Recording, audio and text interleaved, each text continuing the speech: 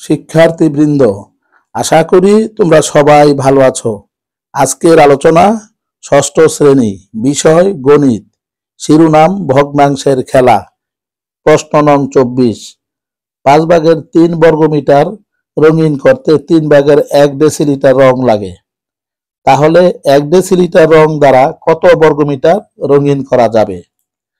এখানে প্রশ্নে দেওয়া তথ্য অনুসারে সংখ্যারেখা দুইটি নিম্নরূপ। চিত্রে দুইটি সংখ্যারেখা ব্যবহার করা হয়েছে।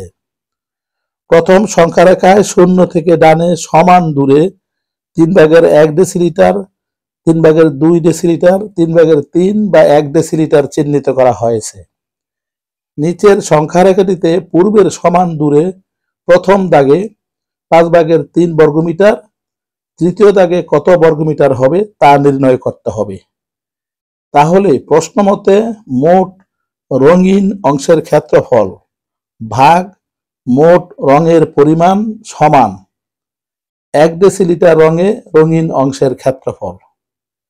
তাহলে গাণিতিক বাক্যটি হবে 5/3 বর্গমিটার সমান 5/1 এর 3 বর্গমিটার।